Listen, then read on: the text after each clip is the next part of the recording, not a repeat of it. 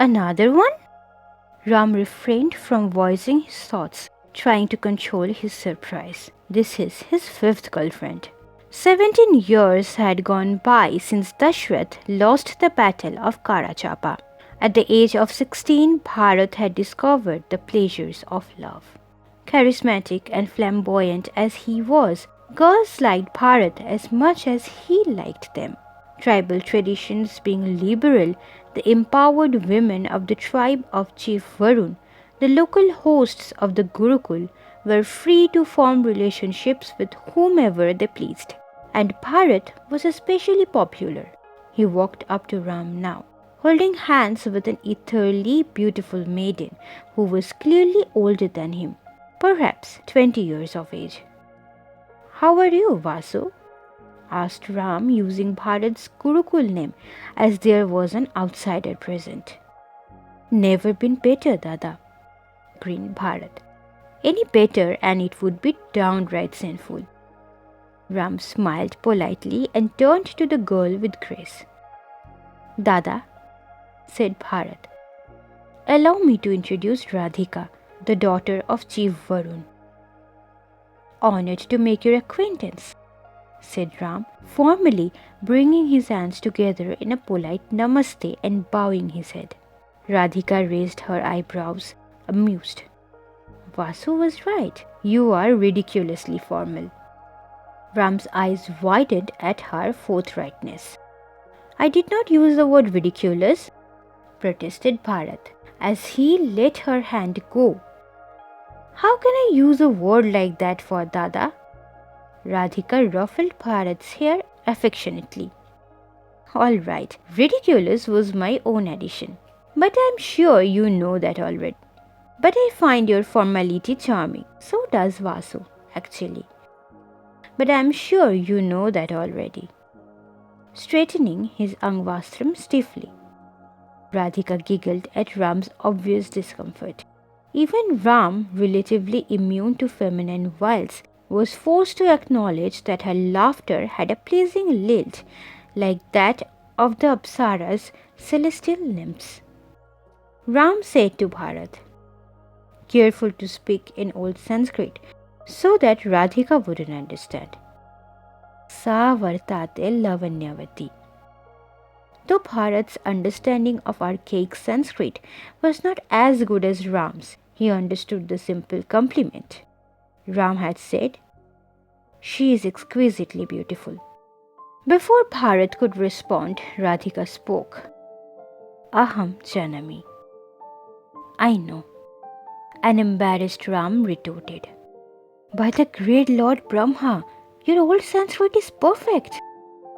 Radhika smiled. "We may speak new Sanskrit these days, but the ancient scriptures can only be understood in the old language." Bharat felt the need to cut in. "Don't be fooled by her intelligence, Dada. She is also very beautiful." Ram smiled and brought his hands together once again in a respectful namaste. "My apologies if I offended you in any way, Radhika." Radhika smiled, shaking her head. "No, you didn't. Why would a girl not enjoy an elegant compliment to her beauty?" "My little brother is lucky." "I am not so unlucky myself," assured Radhika, ruffling Bharat's hair once again. Ram could see that his brother was besotted. Clearly, this time it was different.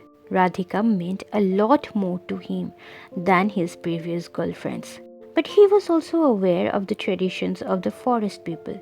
Their girls, no doubt, were liberated, but they did not marry outside their community.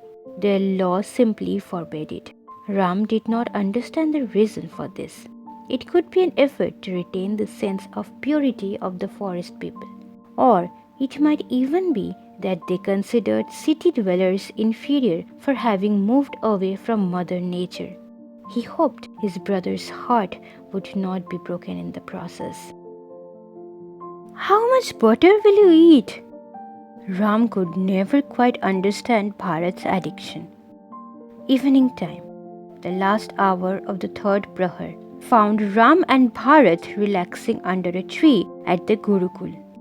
Lakshman and Shatrughan were using their free time for some riding practice. In fact, they were competing fiercely in the open ground. Lakshman, by far the best rider among the four, was beating Shatrughan hollow. "I like it, Dada," shrugged Bharat, butter smeared around his mouth. "But it's unhealthy, it's fattening." Bharat flexed his biceps as he sucked in his breath and puffed up his chest, displaying his muscular and well-toned physique. "Do I look fat to you?" Ram smiled. "Girls certainly do not find you unappealing, so my opinion really is of no consequence."